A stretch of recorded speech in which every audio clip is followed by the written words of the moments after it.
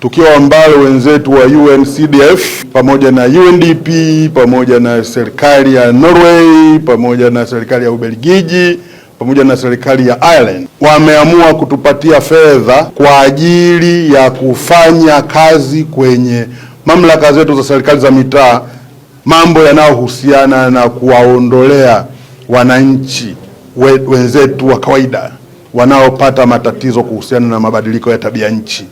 Maelekezo yangu kwa mamlaka hizi ambazo zitapata fedha hizi, na fedha hizi kwa bahati nzuri zimeshafika kwenye akaunti za mamlaka hizi kutoka Wizara ya Fedha, katumieni fedha hizi kama zilivyoainishwa kwenye maelekezo ya mradi huu.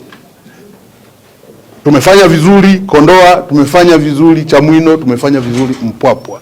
Maelekezo ya mradi kwenye ule mradi wa awali yametekelezeka kama ilivyo, na ndio maana tumeweza kujenga hoja.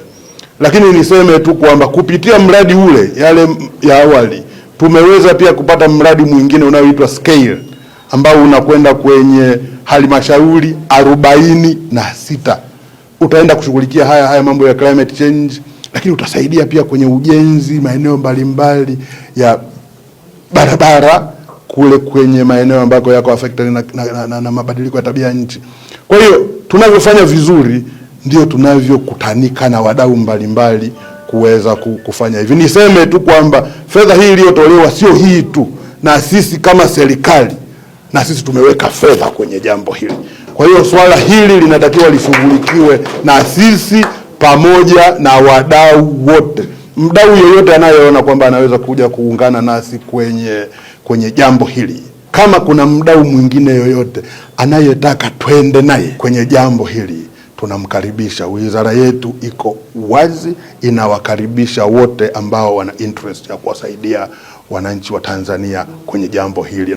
Na kama mnavyoona, diplomasia ya uchumi ya Mheshimiwa Rais Daktari Samia Suluhu Hassan ndiyo inayofungua milango ya wadau mbalimbali kuja kushirikiana nasi kwenye mambo kama haya.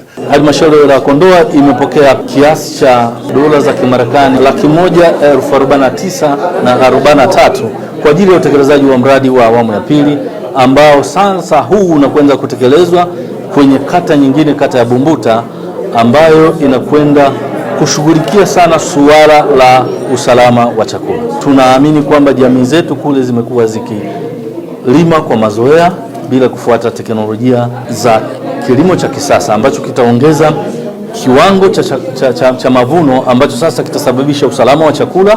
Tunategemea kupata fedha milioni 500 na point. Na kata zitakazonufaika ni zaidi ya kata moja. Tuna kata ya Msamalo, tuna kata ya Mvumi Makuru. Kwa hiyo tunategemea hizi fedha kwa sababu ni nyingi na zimekuwa allocated katika kata 2 tofauti. Tunategemea matokeo yatakuwa ni makubwa sana na wananchi wengi wataweza kunufaika.